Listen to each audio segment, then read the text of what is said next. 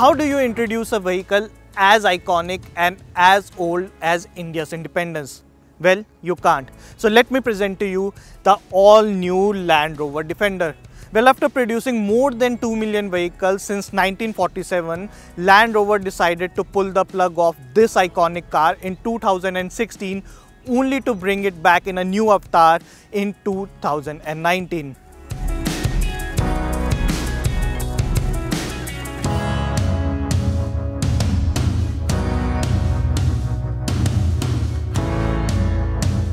This new model, however, is not your everyday average SUV.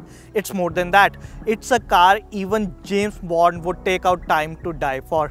Well, pardon my bad joke there. Let's understand what makes this Defender so unique and so different in a world full of SUVs.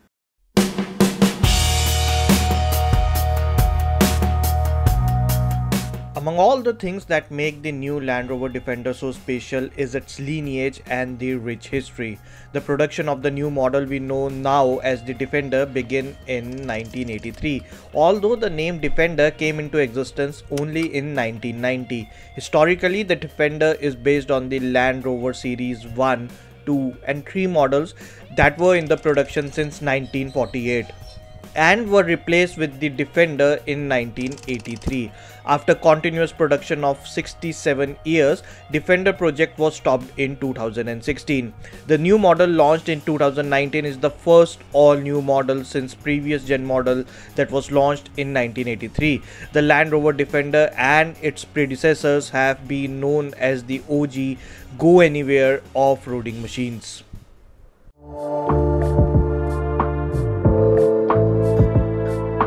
So the model I am driving is the Land Rover Defender 90, which gets a 3-door setup and a shorter wheelbase. There's also a longer Defender 110 with a 5-door setup. Both these SUVs command a road presence and grabs so many eyeballs like I've never seen for any of the SUVs on the Indian roads. And trust me, I have driven some of the fanciest machines in India.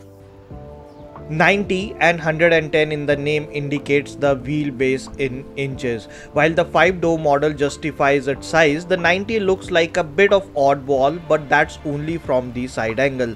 Overall, the 90 commands a road presence, especially in the dual-tone green and white shade we drove. It carries the age-old boxy design theme of the Defender series with new generation updates like the LED lights, a multi-layered complex grille, bonnet with mesh elements, vertically stacked rear lights and a door-mounted spare wheel, all making it look attractive. Even the large glass area adds to the charm, bifurcating the body in 2 zones, the lower made with the metal sheet and the upper made of the glass.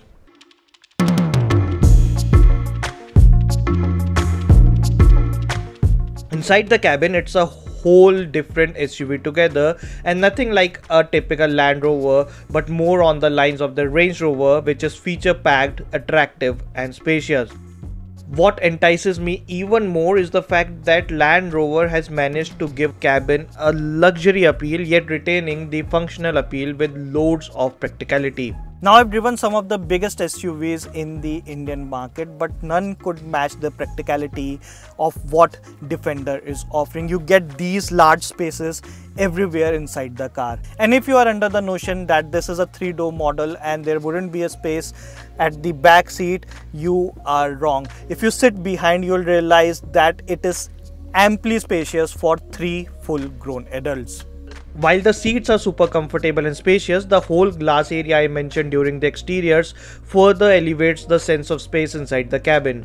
Also, the color theme with heavy use of white elements on the dashboard and door pads further adds roominess and brightens up the cabin. In terms of the features, you get a 10-inch infotainment touchscreen display, digital instrument panel, panoramic sunroof, Meridian surround sound system and a host of gadgets we never thought could make way to an off-road oriented SUV.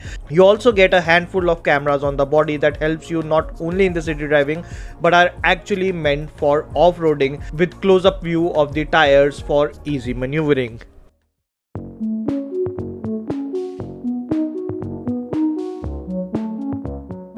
The Land Rover 90 can be bought in a variety of engine options, which include a P300 all-wheel drive automatic variant with a 2-liter turbocharged petrol engine, and that's the one we tested, along with a 3-liter petrol and diesel units, and also a V8 5-liter mill with 525 bhp output. As for the engine we got to test, it gets 300 bhp and 400 newton meter of output, and at no time you feel the engine to be lethargic or incapable to tow this massive SUV. In fact, the engine is so good you feel like driving a more powerful Defender thanks to an exhaust note and the acceleration it produces. This is the same Ingenium range of engines you get in the Jaguar cars. The engine is mated to a 8-speed torque converter automatic gearbox. While the city driving is as smooth and powerful as it can get, the Defender is actually the OG off-roader, and the new machine carries forward the same spirit with 5 off-roading modes. You can take the car anywhere you wish, and unlike many pseudo SUVs, this car won't disappoint you even at the harshest of terrains. We of course didn't take it for a spin on the uncharted roads just for the fun of it, but the small amount we spent with the car points out at the capabilities like none of the SUVs we have ever driven before.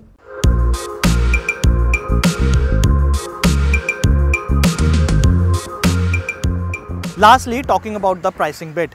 To my surprise, this mammoth SUV is priced just north of rupees 75 lakh, even when Land Rover is bringing the Defender through the CBO route. In fact, you can buy all the variants under rupees 90 lakh ex-showroom, which makes it a huge value for money if you're looking for a car as big as this and as iconic as the Defender name tag. In terms of the competition, you can look out for either the Range Rover Velar if more sophistication is your thing, or plenty of performance SUVs like the Mercedes-Benz GLC 43AMG or even the BMW X4M. Then there are the conventional 5-door city SUVs like the GLE X5 Q7 of sorts. But the Range Rover Defender has its unique identity, history, road presence and functionality. So that's it. That is my interpretation of why the new Land Rover Defender is such a good vehicle and all the SUV you should ever think if you are buying a car under rupees 1 crore.